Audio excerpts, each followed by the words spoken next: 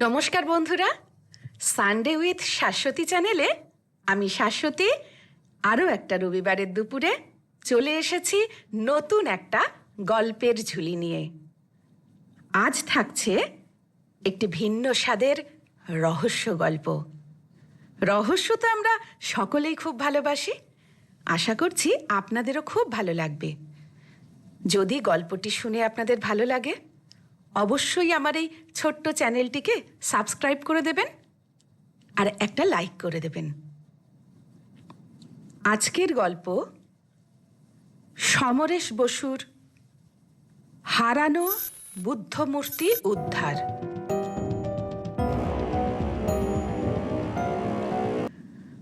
গোগলের দার্জিলিং বেড়াতে যাওয়াটা নানা দিক থেকেই মনে রাখবার মতো। দার্জিলিং থেকে যাওয়া হয়েছিল কালিম্পং। সেখানে এক তিব্বতী বৌদ্ধ মঠে তো একটা সাংঘাতিক খুনের ঘটনা ঘটে গিয়েছিল, তাও আবার গোগলের চোখের সামনেই। এক লামা আরেক লামাকে পিছন থেকে ছুরি ছুঁড়ে মেরেছিল। কালিম্পং থেকে আবার দার্জিলিংয়ে ফিরে আসা, তারপর নিমন্ত্রণ পেয়ে বেড়াবার ধুম পড়ে গেল। পাহাড়ে পাহাড়ে বেরিয়ে বাবা বেশ হাঁপিয়ে পড়লেন। হোটেলে ঢুকেই বললেন, ওহ, আমি আর কোথাও যাচ্ছি নে, এখন কয়েকদিন চুপচাপ বিশ্রাম করব। মায়েরও সেই অবস্থা। গোগল বলল, তাহলে আমি কি করব?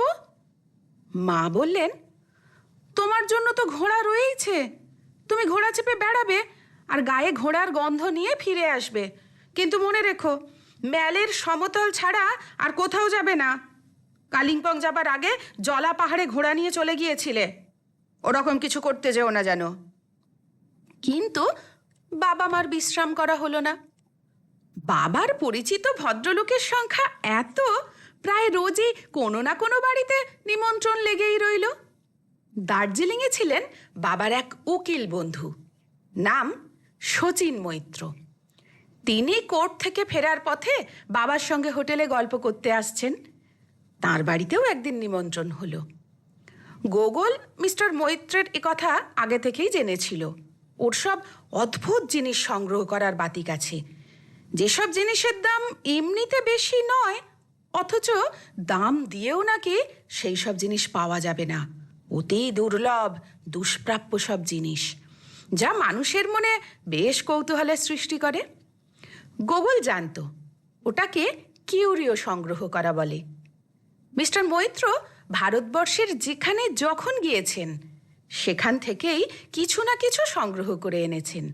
তার মধ্যে রাজস্থানের আদিবাসী মেয়েরা গলায় যে পাথরের মালা ব্যবহার করে তাও যেমন আছে, তেমনি সিকিমের রাজপ্রাসাদের রাজার দেহরক্ষীর বিশেষ তলোয়ারও আছে।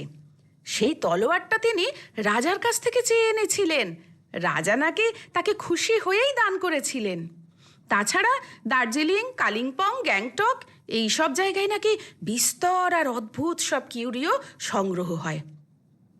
মিস্টার মৈত্রের বাড়িতে যেদিন গোগলেরা নিমন্ত্রণ খেতে গেল, সেই দিন গোগল তার সব অদ্ভুত সংগ্রহ দেখল। গোগলের উৎসাহ দেখে উনি নিজেই সব দেখালেন। চীন, জাপান, বার্মা, এশিয়ার নানা মুলুকের তামার আর রূপোর টাকা পয়সা তো ছিলই, যাকে বলে মুদ্রা। এমনকি প্রাগৈতিহাসিক যুগের মাটির মুদ্রাও তার কাছে ছিল। সোনার উপর ছোটোখাটো জিনিসও কম ছিল না।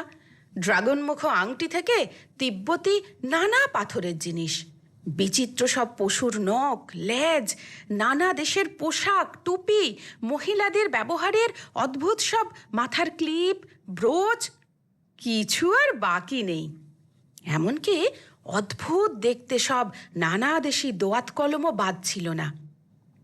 তার মধ্যে একটা জিনিস গোগলের খুবই অদ্ভুত মনে হয়েছিল। মাত্র 1.5 ইঞ্চি লম্বা একটা বুদ্ধ মূর্তি। সেটা তামার তৈরি, কিন্তু বুদ্ধের গলার কাছ থেকে টান দিলেই মাথাটা খুলে যায়। মাথার ভিতরের দিকে একটা চকচকে পাথর, অনেকটা হীরের মতো দেখতে, আর সেই হীরের গায়ে লাগানো রয়েছে একটা চকচকে সরু ছুঁচ। গোগল অবাক হয়ে জিজ্ঞেস করল, এটা কি? গোগল একলাই দেখছিল না, মিস্টার মৈত্রের বন্ধু এবং গোগলের বাবারও বিশেষ পরিচিত মিস্টার গাঙ্গুলিও দেখছিলেন। গোগলের কথা শুনে মিস্টার মৈত্র বললেন, আমাকে যে এটা দিয়েছিল সে একজন তিব্বতী রিফিউজি। এটার জন্য সে মাত্র 50 টাকা দাম নিয়েছিল। আমি তাকে জিজ্ঞেস করেছিলাম, ছুঁচটা এভাবে পাথরে গাঁথা কেন? জবাবে সে বলেছিল, আসলে বুদ্ধের শরীরের ভেতরের অংশে যে ফাঁপা জায়গাটা রয়েছে ওর মধ্যে নাকি একরকম আঠার মতো বিষ থাকে। ছুঁচটা সেই বিষের আঠায় গোঁজা থাকে। ছুঁচটা মাত্র ইঞ্চিখানেক লম্বা বটে, কিন্তু ওটা দিয়ে কারোর গায়ে ফুটিয়ে দিলে সে কয়েক মিনিটের মধ্যেই মারা যাবে। বাবা বলে উঠলেন, কি সাংঘাতিক! না ভাই মৈত্র, এইসব মারাত্মক জিনিস তোমার কেনা উচিত হয়নি। এসব তো খুনিরা ব্যবহার করে। মিস্টার মৈত্র হেসে বললেন, ভয় নেই, এর মধ্যে এখন আর বিষ নেই। আমি কাউকে খুন করার জন্য তো এটা কিনিনি, একটা রেয়ার কিউরিও হিসেবেই কিনেছি। বুদ্ধ হলেন অহিংসার প্রতীক, আর দেখো তারই ছোট্ট একটা তামার মূর্তির মধ্যে কি ভীষণ মারণাস্ত্র লুকিয়ে রয়েছে। কিন্তু এই ছোট্ট তামার মূর্তিটা দেখতে খুবই সুন্দর, আমি সেই জন্যই কিনেছি। ঠিক এই সময়ে কলিং বেল বেজে উঠল। মিস্টার গাঙ্গুলি দরজার দিকে তাকালেন। মিস্টার মৈত্র গেলেন দরজা খুলতে। গোগল বাবার সঙ্গে বাইরের ঘরে গেল। মিস্টার গাঙ্গুলি ওদের পেছন পেছন এলেন। বাইরের দরজা খুলতে দেখা গেল মিসেস গাঙ্গুলি তার 2 মেয়েকে নিয়ে এসেছেন। মিস্টার মৈত্র বললেন, আসুন আসুন। মিস্টার গাঙ্গুলি বলছিলেন, আপনাদের আসতে একটু দেরি হবে। মিসেস গাঙ্গুলি বললেন, হ্যাঁ, আমরা স্নান সেরে এলাম। মিস্টার গাঙ্গুলির তো শীত বেশি, উনি রোজ স্নান করেন না, আমরা আবার তা পারিনি। মিস্টার গাঙ্গুলি স্যুট পরে টাই বেঁধে এসেছিলেন। তিনি কেবল হাসলেন, কোনো কথা বললেন না। গোগল দেখল মিস্টার গাঙ্গুলির মুখটা কেমন লাল দেখাচ্ছে। তিনি ঘামছেনও বটে, এত শীত করলে ঘামবেন কেন? গোগলের খুব অবাক লাগলো। যাই হোক, দুপুরের খাওয়া দাওয়ার পরে খানিক গল্পগুজব হলো, তারপর বিদায়ের পালা। গোগল বাবা মায়ের সঙ্গে হোটেলে ফিরে এলো। মিস্টার গাঙ্গুলির স্ত্রীও গোগলদের সঙ্গে ফিরতে চেয়েছিলেন, কারণ ম্যালে একটু বেরিয়ে যাবার ইচ্ছা ছিল ওনাদের। কিন্তু মিস্টার গাঙ্গুলি ব্যস্তভাবে বললেন তাকে তাড়াতাড়ি ফিরতে হবে, এখন ওপরে উঠলে ফিরতে নাকি দেরি হয়ে যাবে। মিস্টার গাঙ্গুলির বাড়ি মিস্টার মৈত্রের বাড়ি থেকেও খানিকটা নিচে, প্রায় বাজারের কাছাকাছি। তারা চলে গেলেন নিচের দিকে। গোগল বাবা মার সঙ্গে ওপরে উঠে এলো। দেখল মিস্টার মৈত্র বাবার পাশে বসে আছেন, আর সকলেরই মুখ খুব গম্ভীর। সকলেই গোগলের দিকে তাকিয়েছিলেন। মিস্টার মৈত্র হেসে বললেন, কি গোগল, খুব ঘোড়ায় চড়া হলো? গোগল কিছু বলবার আগেই মা বললেন, শোনো গোগল, তুমি কি মিস্টার মৈত্রের বাড়ি থেকে কিছু নিয়ে এসেছো? গোগল অবাক হয়ে বলল, না তো, ওনার বাড়ি থেকে কি আনবো?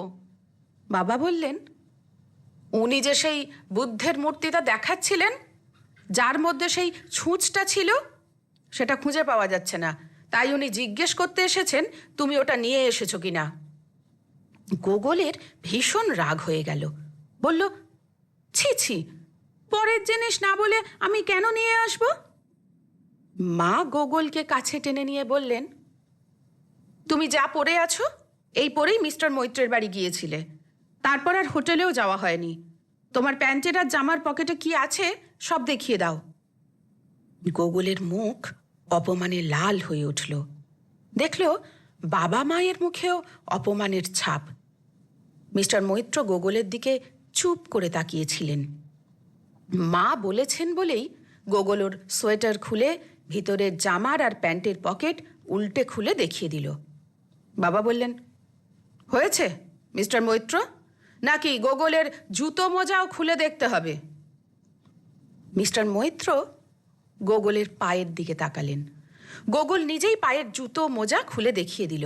মিস্টার মৈত্র হেসে বললেন, না না, ঠিক আছে, মানে আপনারও সব মানে টানে শুনতে চাই নে।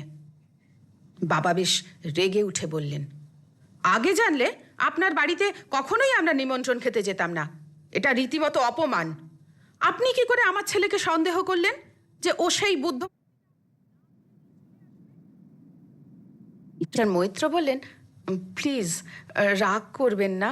ভাবলাম ছেলে মানুষ, হয়তো খেলার ছলে ওটা নিয়ে এসেছে। আমি অপমান করার জন্য বলিনি। আসলে গোগল আমার ছেলের মতো। আমি আমার ছেলেদেরও জিজ্ঞেস করেছি। জানেন কত কষ্ট করে আমি এইসব সংগ্রহ করেছি। ওগুলো আমি আমার প্রাণের থেকেও বেশি ভালোবাসি।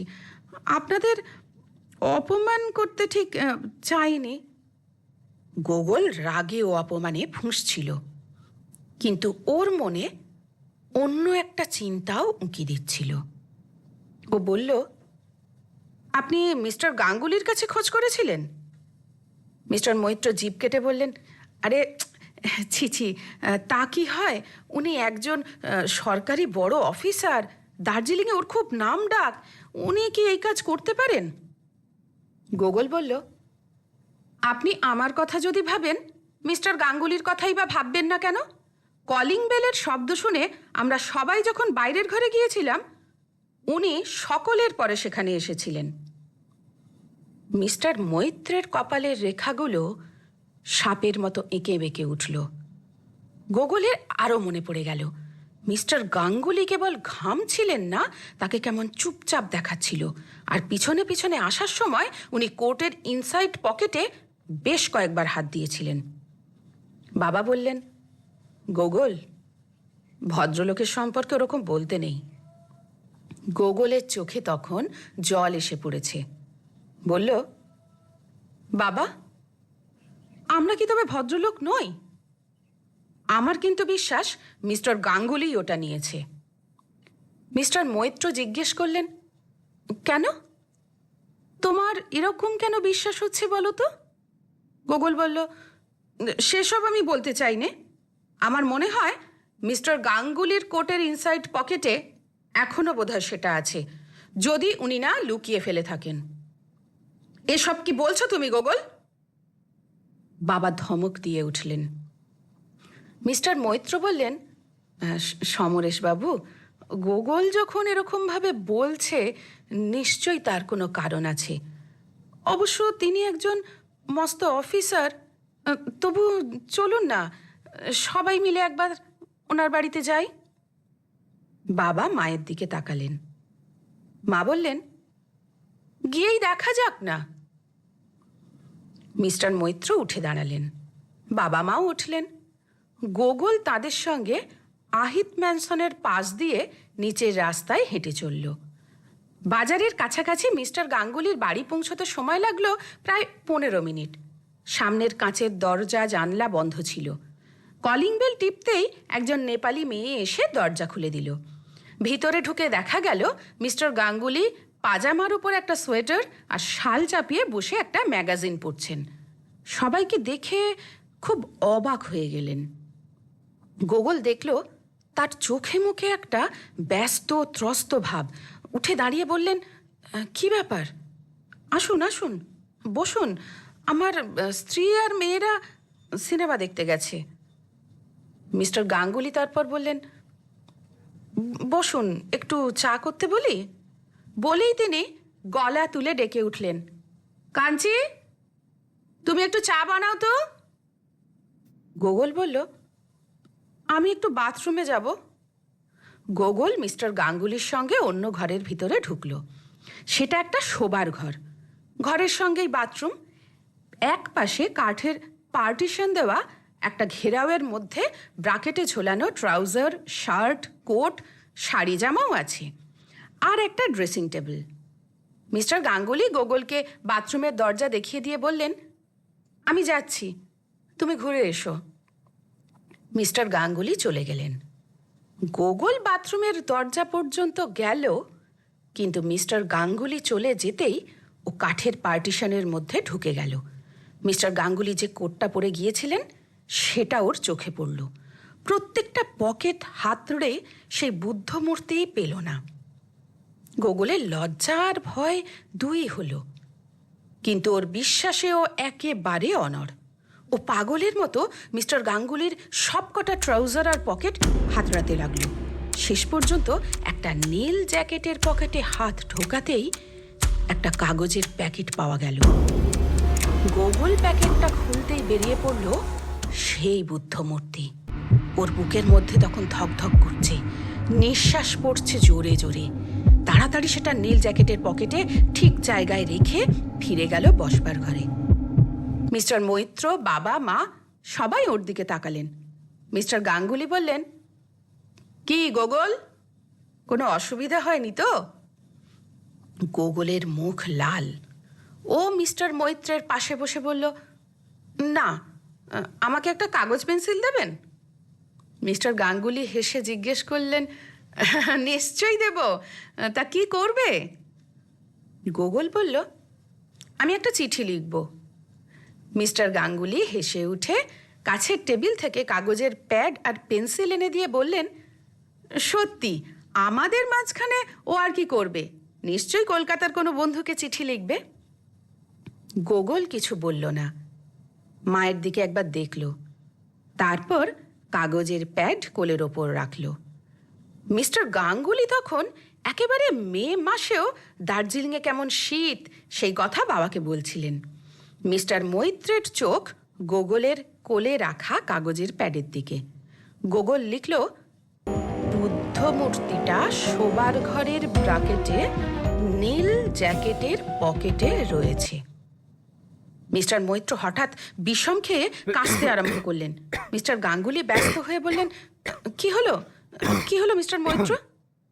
মিস্টার মৈত্র বললেন, শরীরটা না খুব একটা ভালো লাগছে না, আসলে অসময়ে খেয়েই, জানেন তো দার্জিলিংয়ের জল আমার সহ্য হয় না, আমি একটু বাথরুম থেকে ঘুরে আসি।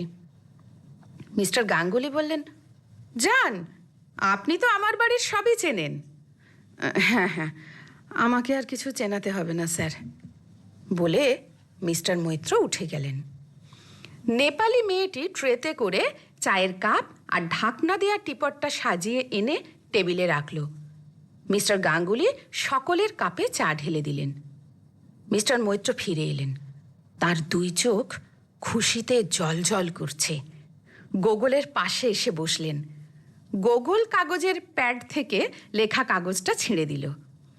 মিস্টার গাঙ্গুলি বললেন, কি হলো, চিঠি লেখা হয়ে গেল? গোগল বলল, হ্যাঁ। চা খাবার পরে দু চারটে কথাবার্তা বলে সকলেই উঠে পড়লেন। তখন সন্ধ্যা উতরে গিয়েছে, রাস্তায় আলো জ্বলছে। মিস্টার গাঙ্গুলি সবাইকে বিদায় দিয়ে নমস্কার জানালেন। খানিকটা পথ গিয়েই মিস্টার মৈত্র গোগলকে বুকে জড়িয়ে ধরলেন। তার চোখে জল, ভাঙা গলায় বললেন, বাবা গোগল, আমি তোমার বাবা মায়ের মনে খুব কষ্ট দিয়েছি। আমি বয়সে বড় হয়েও তোমার কাছে ক্ষমা চাইছি, তোমার সন্দেহই ঠিক। মিস্টার মৈত্র বুদ্ধমূর্তিটা খুলে বাবা মাকে দেখালেন, কিন্তু তখনও তার চোখ থেকে জল পড়ছে। বাবার হাত ধরে বারে বারে ক্ষমা চাইতে লাগলেন আর পাগলের মতো গোগলকে আদর করতে লাগলেন। বাবা বললেন, মিস্টার মৈত্র, আপনার মনের অবস্থা বুঝেছি, এখন আর আমরা কিছু মনে করছি না। আপনার শখের জিনিসটা ফেরত পেয়েছেন, সেটাই আসল কথা। মিস্টার মৈত্র বললেন, আর সেটা গোগলের জন্যই। গোগলের অনারে আজ রাতে আমার বাড়িতে আপনাদের নিমন্ত্রণ, চলুন সবাই আমার বাড়িতে চলুন।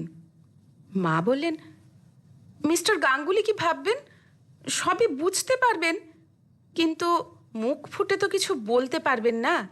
আর এটাও নিশ্চয়ই বুঝবেন গোগলই কাণ্ডটা ঘটিয়েছে। বলে তিনি গোগলকে একেবারে কোলে তুলে নিয়ে বললেন, জানো গোগল, মিস্টার গাঙ্গুলির ওটা নিশ্চয়ই একটা রোগ। এই রোগের নাম ক্লিপ্টোম্যানিয়া। উনি চোর নন, তবে এ একরকম চুরিই বটে। বাবা বললেন, ঠিক বলেছ, নইলে মিস্টার গাঙ্গুলির মতো একটা লোক এটা নিয়ে আসবেন কেন? কিন্তু একেই যে বলে টিট ফর ট্যাট, এই বলে মিস্টার মৈত্র হেসে উঠলেন।